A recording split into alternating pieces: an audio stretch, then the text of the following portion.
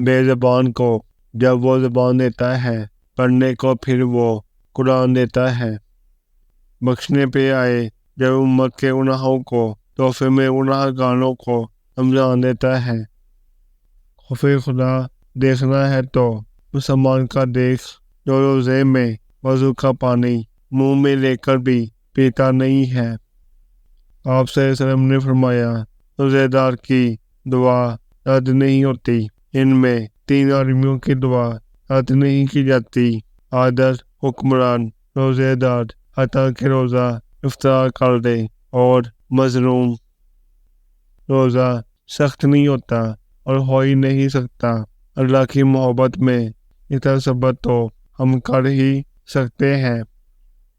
رسول اللہ نے فرمایا، جس نے رمضان کے روزے کو فرض سمجھ کر ثواب کی امید سے رکھا، وہ بخشا گیا۔ دنیا جس بھوک پیاس سے ڈرتی ہے، میرے رب نے اس کو عبادت بنا دیا۔ زندگی کو رمضان جیسا بنا لو، موت عید جیسی ہوگی۔ مانگ لو گر گرا کر اللہ سے، ابھی مغفرت سستی ہے۔ ماہ رمضان میں اللہ کی رحمت برستی ہے۔ رمضان ایک ایسا مہینہ ہے جس میں آہستہ آہستہ یہ احساس ہونے لگتا ہے کہ وہ شیطان نہیں تھا، وہ ہم خود تھے۔ رمضان میں اپنی روح کو اللہ کی عبادت کے ذریعے سے تسکین دے سکتے ہیں۔ رمضان صرف بھوکا رہنے کا نام نہیں، اس میں انسان اپنی عبادت کے ذریعے اپنے روح کو منور کر سکتا ہے۔ اللہ سے دعا ہے کہ رمضان ہم سب کے لیے کامیابی، کامرانی کی وجہ ثابت ہو۔ رمضان اللہ کی طرف سے دعاؤں، مغفرت اور رحمتوں کا مہینہ ہے۔ آئیے اس مغفرت اور رحمتوں والے مہینے میں اپنے اللہ کو توبہ اور دعاؤں سے بنا لیجیے۔ رمضان کے مہینے میں رحمتیں نازل ہوتی ہیں اور بہت ہی بابرکت مہینہ ہے۔ رمضان کا مہینہ اللہ کی طرف سے دیا گیا تحفہ ہے تمام انسانیت کے لیے۔ رمضان وہ خوبصورت مہینہ ہے جس میں قرآن پاک نازل کیا گیا، اس لیے اللہ تعالیٰ نے اس مہینے گناہوں سے آزادی اور بابرکت بنا دیا ہے۔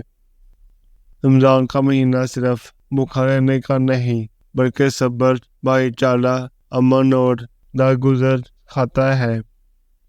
رمضان کے مہینے میں مسواک کو اپنی عادت بنائے، ہمارے رسول کی سنت ہے۔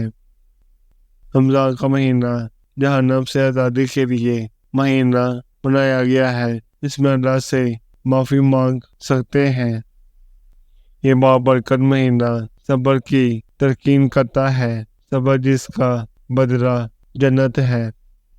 رمضان کے مہینے میں شیطان باندھ دیے جاتے ہیں اور دوزخ کے دروازے بند کر دیے جاتے ہیں۔ حضرت ابو امامہ نے بیان کیا، میں رسول کے پاس آیا اور کہا، مجھے کوئی ایسا عمل کرنے کا حکم دیں کہ مجھے جنت میں داخل ہونے کی اجازت مل جائے۔ انہوں نے کہا، روزہ رکھنا، کیونکہ کوئی اور عمل اس کے برابر نہیں ہے۔ پھر میں دوبارہ ان کے پاس آیا اور یہی سوال کیا تو انہوں نے کہا، روزہ رکھو۔ رسول نے فرمایا، جو شخص رمضان کے دوران مخلص ایمان اور اللہ سے اجر حاصل کرنے کی امید سے روزے رکھے، اس کے تمام پچھلے گناہوں کو معاف کر دیا جائے گا۔ روزہ مکمل اور بہترین صحت دیتا ہے، بلکہ کئی گنا اجر ثواب بھی دیتا ہے۔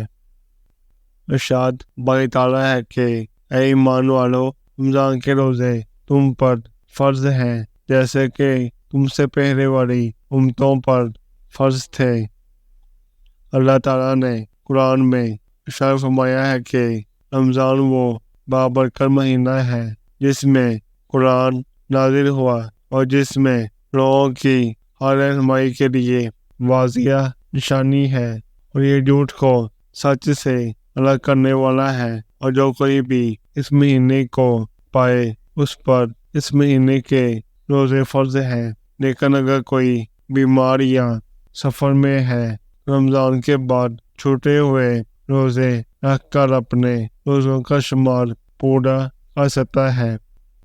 روزہ داروں کے لیے ترائی مچھلیاں تک دعائے مغفرت کرتی ہیں اور افطار کے وقت تک کرتی رہتی ہیں، اور جب وہ امت کو بخشنے پر آتا ہے تو تحفے میں رمضان دیتا ہے۔